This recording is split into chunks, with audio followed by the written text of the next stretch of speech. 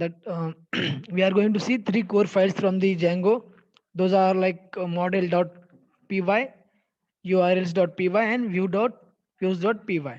Then we are going to see the setting up database connections with that MySQL or SQL server, and managing users and Django admins tools. And last topic is installing and using out of the box Django features. So we will see first the core files of Django that are model.py, urls.py, and views.py. First, we will see Django views. In that, we are going to see that views.py. Okay, so Django views are the information brokers of Django applications. So these views are the information brokers of Django applications. So the view sources data from your database. Those view sources data from your database or an external data source or services and delivers it to a template.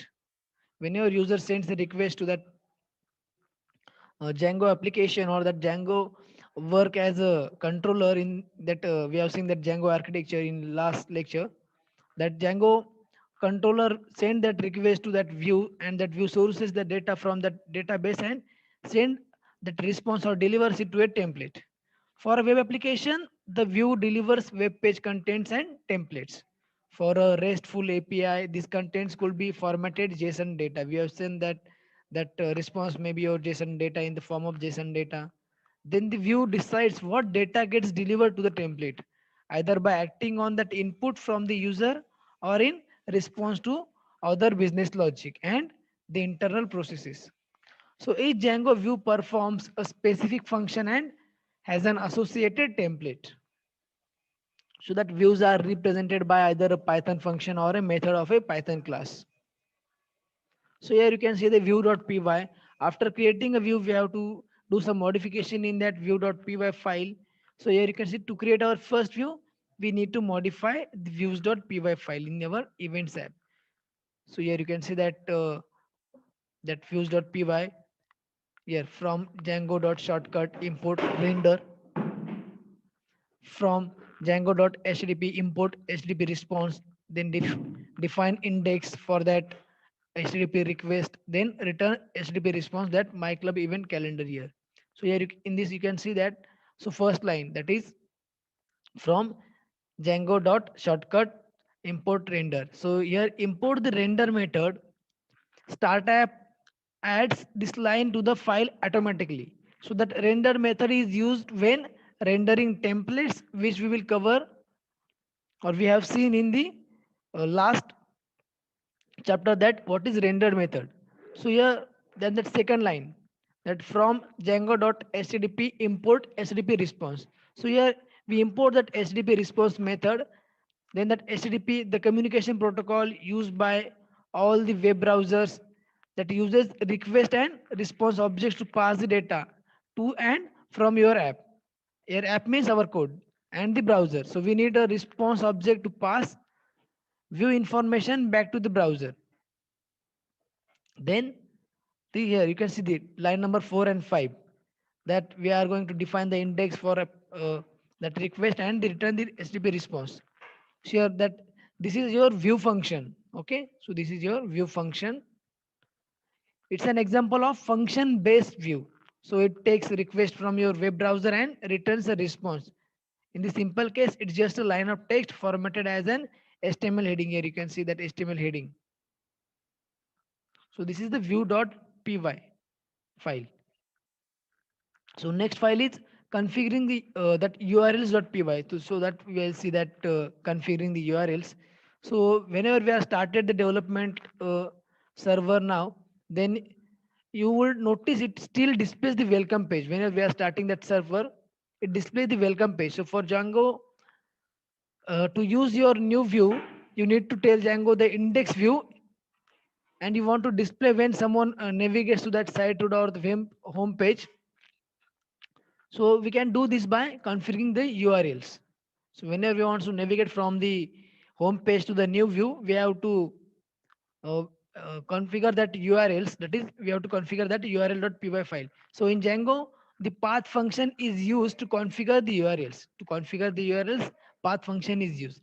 So its basic form or the syntax for that path function is here. You can see that a path inside the bracket root comma view.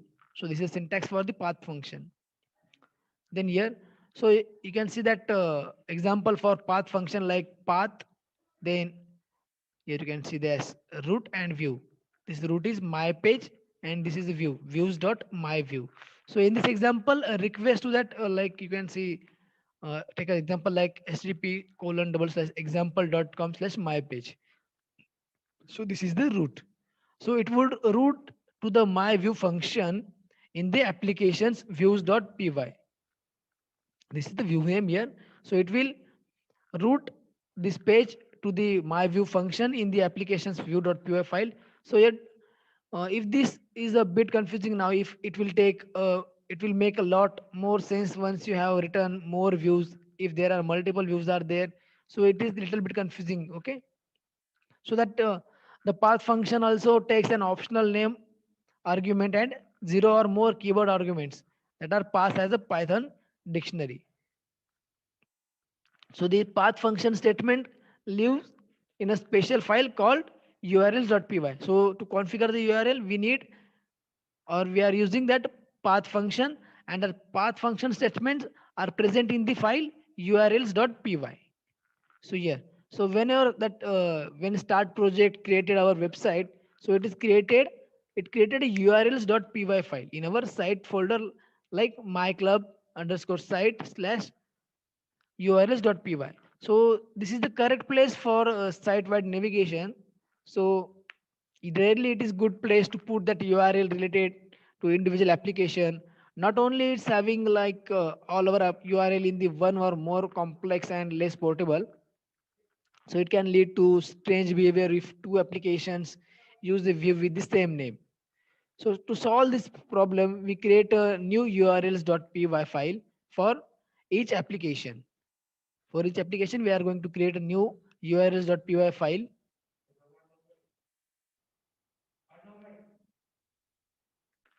So here you can see urls.py. So first we need to create a urls.py file in our event tab. Okay, that is new file. So here this file is present in the my club underscore root slash event slash urls.py. So it consists of from django.urls import path, that we are going to use that path function from dot import views. So it consists of URL patterns here. See that in URL patterns we are going to use that path function here. See views.index comma name is equals to index. So here you can see that line one, that import. Yeah, this will import the path function. Okay. Then this import is necessary for the URL dispatcher to work, and it is common to all urls.py files. We have to import that path function. Okay. Here, how to import? See here from django.urls import path. Then a second line from dot import views. So this will import the local views.py file. Here the dot operator before that from, after that from dot here, this dot operator. Yeah. So this dot operator in this case, it is a shorthand for the current package. So this is saying that import all views from the current package. Here importing this dot says that import, this dot says that import all views from the current package or the current events. That current package is the events. Okay. Then this line number 4 here, this URL patterns. This line number 4 lists the URL patterns registered for this app. All the URL patterns registered for this app, it will list that. So for readability, the list is broken into multiple lines with one URL pattern per line. So that line number 5, here you can see that line number 5, that path. Okay. So that line number 5 is the actual URL dispatcher. So it matches an empty string. It will also match this slash here. You can see this, it will match the URL string and also match the slash, as the Django automatically removes the slash. In other words, this matches both the root here. You can see it will match both this here. After at the end we are adding that slash, so that Django automatically remove the slash here. Okay, so these both like http colon double slash example dot com and the http colon double slash example dot com slash. So these two or these both are the same. Okay, so that views dot index, what is that views dot index here? So this views dot index points to our index view, that is the dot operator is pointing to the index view inside the views.py file that we are going to import in the line number 2, that we have imported that views.py. Okay, so that views.index points to our index view, and that name is equals to index means, while it's optional, you should always name your URL. This is the name of your URL here. It is optional part. Okay, so that URL, so they can be referred to the code like reverse lookup. So your URL reversing is common in both templates and views. So you will see that lookup of that templates in the views. So now we will see that urls.py file here. You can see that we have seen what example for that. So here that url.py file is present in the my club underscore side here, url.py. So here from django.contrib import admin, then from django.urls import include comma path. Okay, this is the path function here. This line number 2, we have added that include function for here, include function to our imports. Okay, yeah, then after that URL patterns, then the path function is there. Okay, so we have made two important changes to this file. That is at line number 2, that we have added the include function. Then at line number 6 here, you can see what changes we have made here. We have added the new URL dispatcher in this file. The dispatcher is including the urls.py file from the events app. The empty string, yeah, that empty string is here. You can see this empty string. This empty string will match everything after the domain name. This pattern must be at last entry in the URL patterns list. Otherwise, Django shortcut logic will switch to the event tab before trying to match any of the other site URLs. Yeah, this we have added two important changes here. You can see we have added two changes. Which are they? Yeah, this include function we have added here, and we have added another URL dispatcher. Okay, then next file is models.py. For that we are going to see that the Django models. So Django models provide an object relational mapping, that is ORM, to the underlying database. So that ORM is a powerful programming technique that makes working with the data and relational database. In Django, the model is an object map to the database. The model is the object mapped to the database. When we create a model, Django executes SQL to create a corresponding table in the database without have you have to do without writing a single line of SQL. Whenever we are going to create any Django model, after creating that model, Django execute SQL to create that corresponding table in the database based on that model. So without writing any SQL statements, it will create one table in your database based on that model. So Django prefixes the table name with the name of your Django application. After creating that model, it will create one table in your database. The table name is prefixes, or Django prefixes the table name with the name of your Django application. So the model also links related information in the database. So here you can see that one example here for the models.py. Here, here we have created one here. Open the models.py file in your events folder and add the following here in your myclub underscore root. After installing that Django in your system, you will see this all the folders in your Django after installing that Django in your system. Okay, so in this my club underscore root folder events, in that events folder, that models.py file is there. In this file here, add these changes like from django.db import the models. We are going to import that models function here. Okay, after that we are going to write one class here, class event consisting that here models.model. Then there it's having attributes like name, event date, venue, manager, and description. So here model for the name is equals to models dot character field. It will indicate that this is the character field.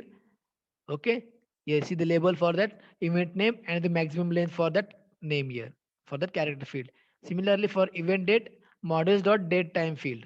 Okay, and the label is event date. And for the venue, models dot character field and the maximum length of that venue. Then the for manager, models dot character field, it is character field and the length. For the description, it is a text field, so models dot text field and blank. we can leave this as the blank. That is, we are setting that blank is equals to true. So here you can see that at the first line we have imported that models package from the Django.db here. We have imported that models package from the Django.db. Okay. Then at the third line here, class event. Okay, here it is the event class definition. So each Django model must inherit from Django's model class. Here you can see we are going to inherit this from the Django model class. Then here each of our model field has a related Django field type and field options. Here field type and the field options. Okay. Then this event model uses three different field types like here character field, date time field, and text field.